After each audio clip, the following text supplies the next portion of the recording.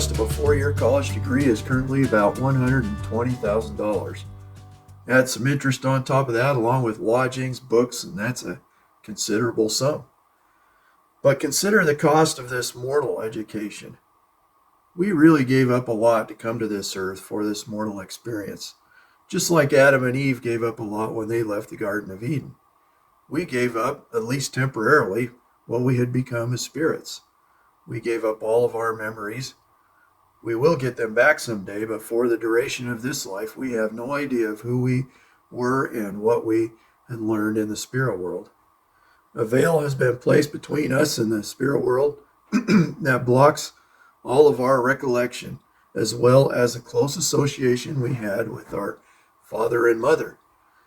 I think this veil has more of an impact on us all than we may realize. When we were spirits, we were all loved by our father and mother. We knew that and we felt that love unless we rejected it.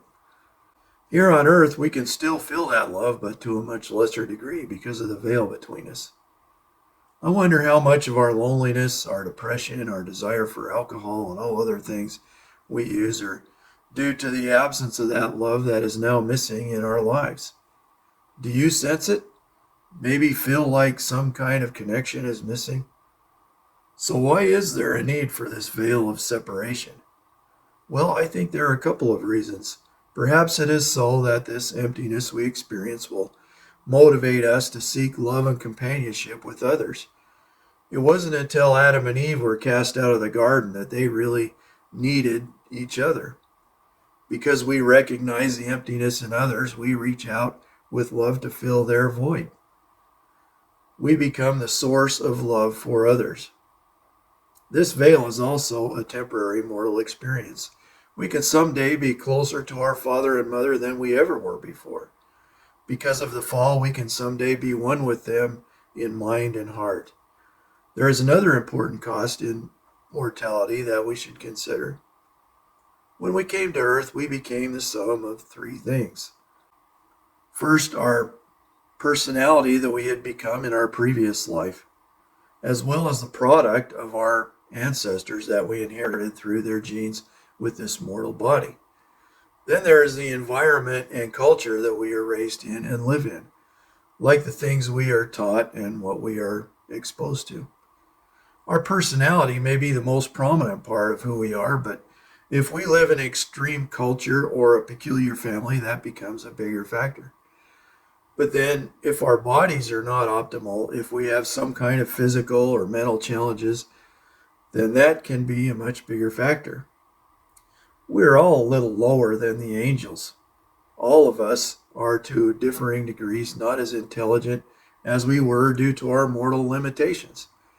Considering these changes, it seems to me that we are all, in a sense, actors in a grand play. Our character is very different than what we were used to. We came to earth to play a part that we are born into. We are still the actor, but we have this mortal costume that we grow into and that gets old. It is physically very needy, requiring sleep, food, and shelter. We look very different. We speak different language. We even see and hear differently. Our parts we play as actors are all ad lib. There are some sort of cultural suggestions on how to act, but it is our part to play. In this play, we find ourselves in situations that we never encountered before the play, situations that even Adam and Eve could not experience in the garden.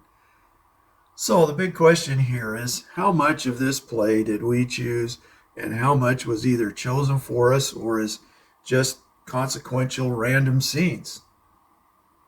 Who is the director of this crazy production anyway?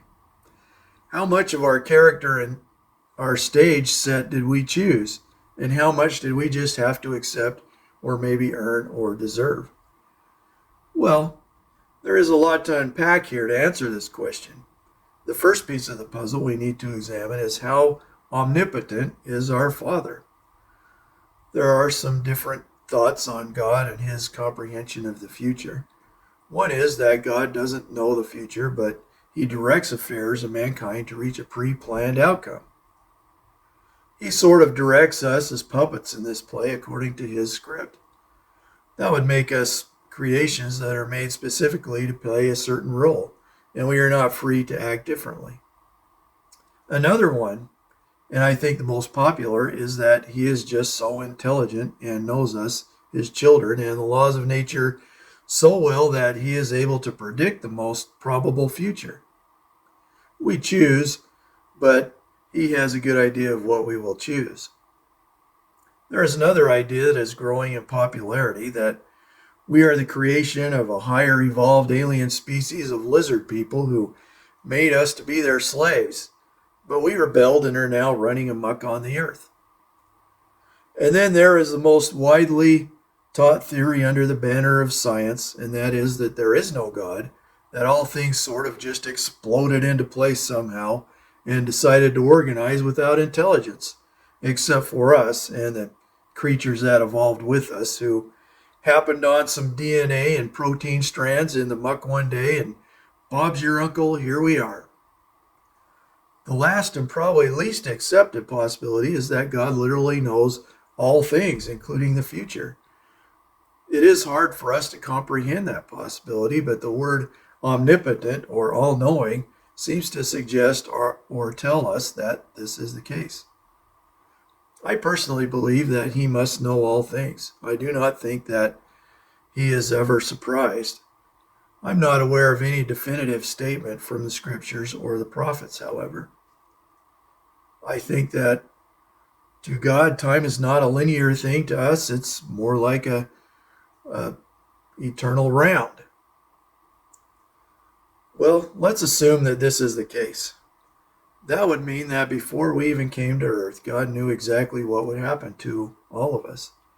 How much he told us, we don't know, but he wouldn't have sent us down without some kind of an idea of what our lives were going to be like. And we chose to come down anyway. At the very least, we knew what kind of a life mortality would be like, and we wanted it. What if we asked for all the trials that we are experiencing in our life? What if here we are blaming God for letting this or that happen to us when all along it was what we asked God to make happen before we were born? What if the man born in a lower caste in India as a cripple chose that life? Or the man born in crime, or someone who struggles with sin, or the boy with autism, or the child born in slavery under a cruel master, all chose their life. I'm not saying that slavery was a good thing, but consider the degree of education of all difficult lives. We didn't want a Garden of Eden. We were leaving that existence. We wanted an education. Some of us just wanted an elementary education. Others wanted a PhD in several subjects and at any cost. We all wanted real comprehension of good and evil. We wanted to overcome, to endure, to triumph. I can't imagine some of us perhaps didn't want many trials in our life. Our Father had to encourage them to choose more. Others might have been picking trials like they were at a buffet with 2 plates and it's their birthday. Our Father was like, whoa, you might want to reconsider that. Life will be harder than you think. Are we grateful for our learning experiences? We should be. We should be grateful for all of it, every cold, every pain, every sorrow. I've had my trials, but really I've had a pretty easy life in the lap of the gospel and modern conveniences, surrounded by friends. I have a couple of friends who have had lives of trials that rival that of Job. My hat is off to all those who have had difficult lives. Whether you chose trials or not, you got the greater education and will profit greatly for it. When we have a struggle, do we think about what we are learning? And what are we learning? We should be learning patience, hope, long-suffering, empathy, kindness, all the virtues that God's perfect love is grounded in. In our premortal life, we learn in theory. Here on earth, we are doing the lab work and taking the tests. We are now interns, learning to be like our Father. The Lord God said of Adam, behold, the man is become as one of us to know good and evil. Our Father gained his knowledge the same way that we are gaining it here on earth. Just think, Another reason to be happy. Rejoice in your trials. When Joseph and others were in the Liberty jail in the most miserable of conditions, cold, cramped quarters, and rotten food, the Lord told him, "All these things shall give thee experience and shall be for thy good." Paul said, "We glory in tribulations also, knowing that tribulation worketh patience." He also said, "For our light affliction, which is but for a moment, worketh for us a far more exceeding and eternal weight of glory." So next time you stub that toe, rejoice and be glad. You chose that bit of pain after all. Just by deciding to live a mortal life, you chose it. Until next time, where'er thou art, act well thy part.